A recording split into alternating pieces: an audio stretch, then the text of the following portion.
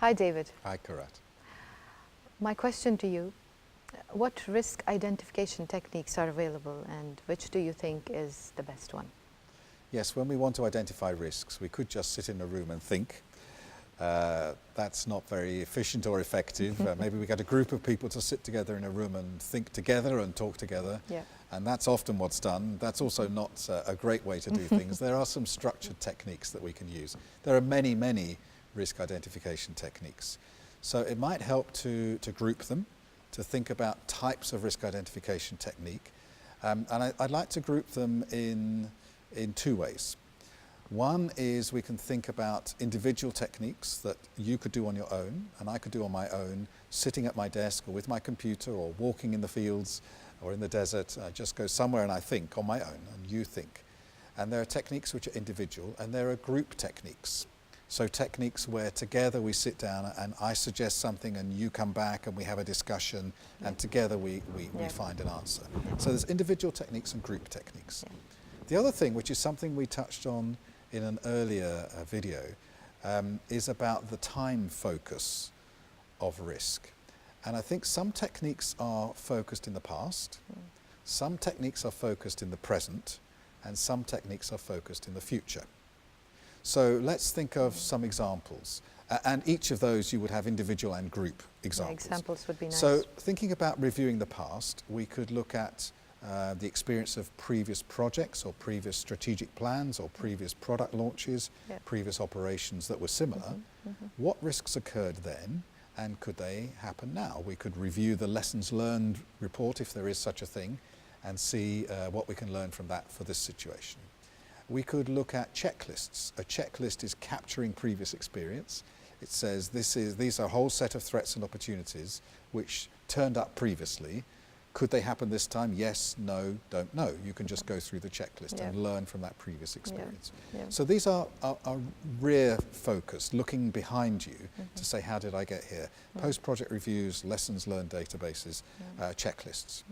Then we have situations where we could look at where we are now. We could review the contract. The contract is sitting on my desk, the technical specification, the resource plan. We can look at all these things and review them right now and say, well, where are the uncertainties in this? We have document reviews, we have assumptions analysis, constraints analysis, SWOT analysis, strengths, weaknesses, opportunities and threats. These things are looking at the situation as it is now and saying where are the uncertainties that the current situation gives rise to. So we have past focused, learning from the past, looking at what's in front of me today, and then the future focused is saying, well, what might happen? Here we need some creativity. We need to have a framework of thinking about the future, things that haven't happened yet. So brainstorming is a typical example. Or maybe strategic planning, scenario analysis, or visualization, or futures thinking. Some of these things which are more focused on looking ahead and having a creative view of what the possibilities are. So I think if you divide the categories to say there are rearwards facing, past focused risk identification techniques, there are present focused techniques and there are future focused techniques, and some of them are for individuals and some are for groups, then that gives you a view of the breadth of available techniques. Now you asked a second part of that question, which is what do I think is the best technique? There is no best technique. Because any one technique, or let's say brainstorming is done very, very often, or checklists, they only look in one direction. So a checklist just captures the past. If it's not on the checklist, I don't think about it. So we miss the things that are in the future. Brainstorming is thinking about the future, and we say, well, you know, let's imagine what could happen, but we don't look at where we are today. So I think we need to have more than one technique. And my suggestion would be to take one from each group as a minimum. So would you like to know which I would select? Here are my three. I would take one from the past, one from the present, and one from the future. And I use the words ABC, little ABC to remind me of the three. Let's start with the present. We can look at our assumptions. Assumptions analysis is viewing the present. What did I think when I made my plan, when I set my strategy, when I decided to go down this particular path? What assumptions did I make? We always make assumptions, and we should record our assumptions, and we can test our assumptions. in assumptions analysis. We can say, what is the assumption and how likely is it to be true? Yes. Because some assumptions are certain, the sun will rise tomorrow, I assume. Well, of course the sun will rise tomorrow. But I'm going to be here after lunch. Maybe I get sick, maybe I get caught in an accident or something important happens. Maybe I don't come back after lunch. I assume I will, but it could be wrong. Is the camera going to keep working? I hope so, but it's an assumption and it might not. And so we have backups. So assumptions analysis says, first of all, how likely is it to be wrong? And if it was wrong, what would the effect be? So if the camera stopped working, we have 2 other cameras, we're okay. And so the effect is not so bad. But assumptions analysis is looking at what we have today, how likely is our assumption to be wrong, and what would the impact be, which gives you an uncertainty with an effect, a risk.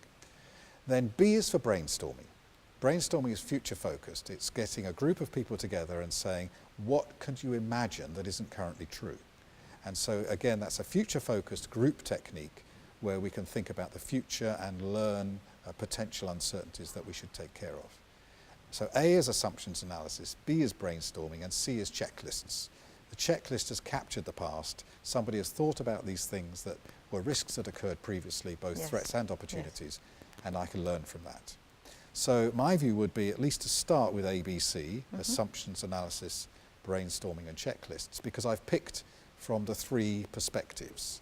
And then also checklists are an individual, I do this on my own, brainstorming is group, and assumptions analysis can be done either just by myself or by a group. So it gives you that a nice mix of techniques, and then you're more likely to pick up more of the risks. I agree.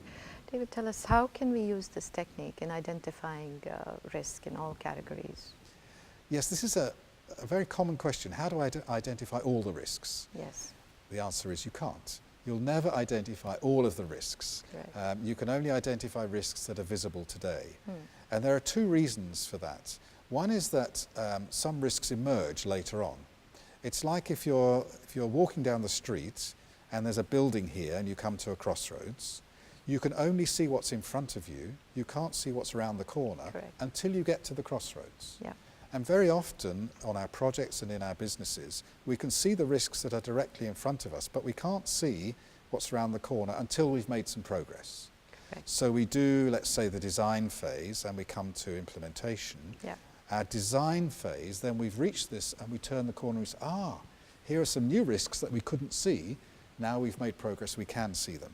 So risks emerge with time, and we can't see those until time has passed. But there are also other risks which arise because of our own choices and decisions. And so those risks don't exist until I make that choice. So until I've made certain design decisions, those design decisions will open up a whole set of risks that weren't there, threats and opportunities. They weren't there until I made that design decision. And so I couldn't see those in advance before I made that decision. So there's 2 reasons that risks can't be identified, all risks right now. One is because they emerge with time, and the other is because they emerge as a result of my actions. And that, of course, is why the risk process needs to be repeated. So after we've made some progress and made some decisions, we need to stop and say, okay, now what risks have we got? And that's the last question in the risk process, what changed? Because always there will be new risks, some risks will have gone away, and new ones will have arisen. So we can't ever identify all the risks. We want to identify as many as possible, which using a range of techniques will help. But we also need to come back later and look again at what risks have emerged, either with time or from our decisions. Or it could be from external factors, which were unprecedented. Exactly, all of those things. That's always the case. Yes, definitely. From, internal, external, commercial and technical, as we talked about. Technical, that's right. That goes back to the 4 categories of risk. Exactly that. Thank you, David. Thank you.